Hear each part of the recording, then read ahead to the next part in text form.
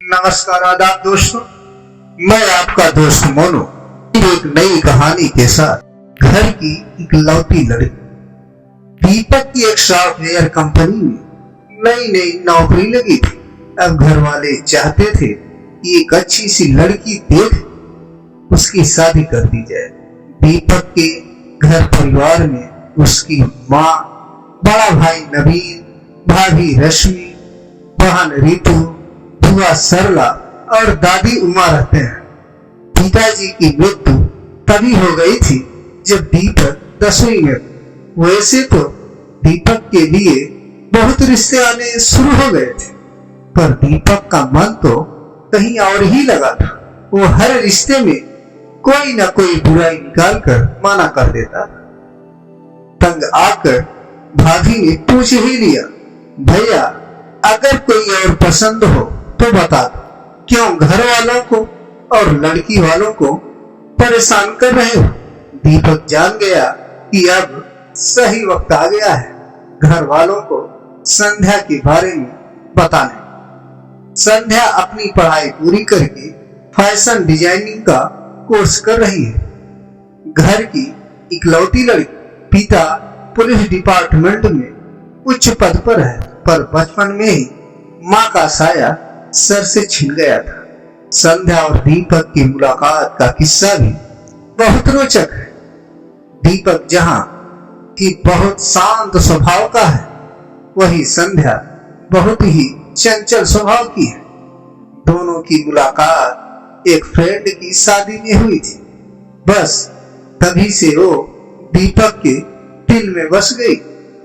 दीपक अपने दोस्त अमन की तरफ से और संध्या लड़की वालों की तरफ से, यानी कि गामनी की सहेली थी। अमन ने ही गामनी को बोल के दोनों की बात करवाई। धीरे धीरे दोस्ती प्यार में बदल गई। दोनों में तय था कि जैसे ही दीपक को नौकरी मिल जाती है, वैसे ही वो दोनों शादी की बात करेंगे। आज वो टाइम आ गया था। दीपक ने अपने घर में संध्या के बारे में बताया। संध्या से तो किसी को परेशानी नहीं थी, पर उन्हें एक डर था कि इतने अमीर बाप की बेटी कैसे इस परिवार की जिम्मेदारियां संभालेगी। दोनों बच्चों की मर्जी से शादी भी तय हो गई। संध्या और दीपक दोनों बहुत खुश थे। आज वो शादी के बंधन में बंधने जा रहे हैं। शादी के बाद संध्या घर में आई। सबने खुशी खुशी उसका स्वागत किया। सारी रस्में हो गई, लेकिन संध्या की नजर दीपक की माँ को ही खोज रही। बिन माँ की बेटी दीपक की माँ में अपनी माँ को तलाशना चाह रही थी, पर माँ का कहीं अता पता नहीं था। संध्या ने ये सोच के तसल्ली दी खुद को कि हो सकता है माँ घर के कामों में व्यस्त होंगी।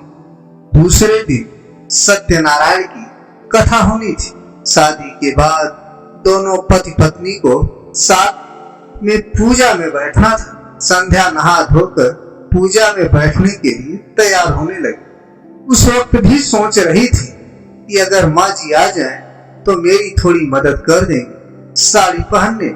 तभी बुआ जी आर्डर देती हुई आई कि जल्दी से तैयार हो जाओ, होके नीचे आ जाओ। संध्या जैसे तैसे साड़ी पहनी और तैयार होकर पूजा में बैठने आ गई।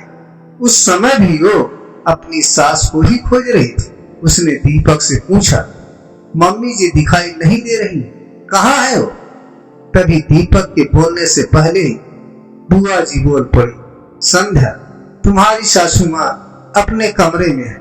ऐसे शुभ काम में विधवाओं को शामिल नहीं किया जाता। ये सुनते ही संध्या को बहुत गुस्सा आया। वो तुरंत अपनी सास के कमरे में जाकर उनका हाथ पकड़कर पूजा वाले स्थान पर ले आई।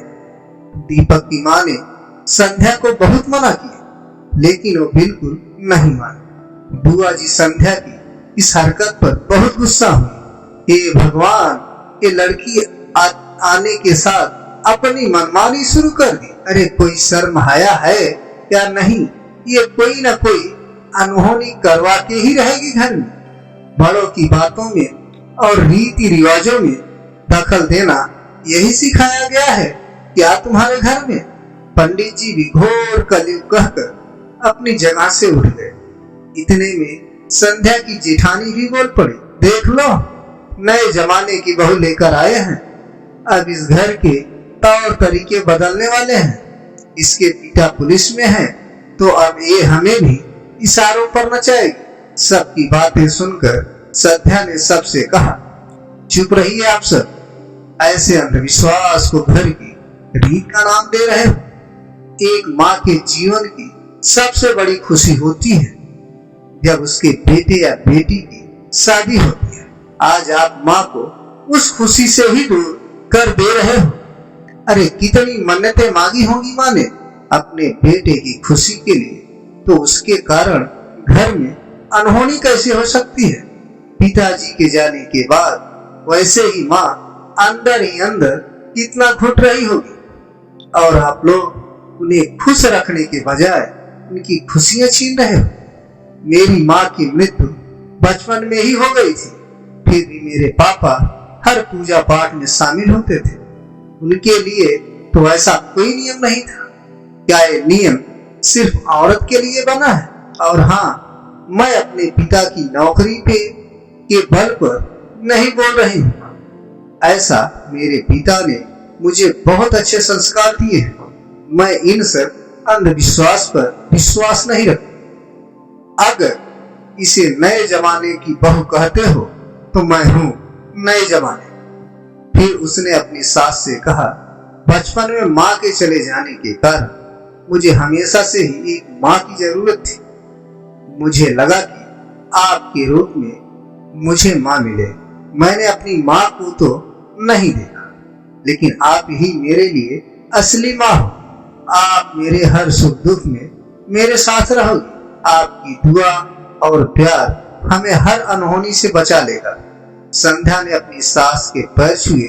सास ने भी अपनी बहू को गले से लगा लिया। संध्या की बातों ने सबकी आंखों में लगी अंधविश्वास की पट्टी को हटा दिया था। फिर से पूजा शुरू हुई।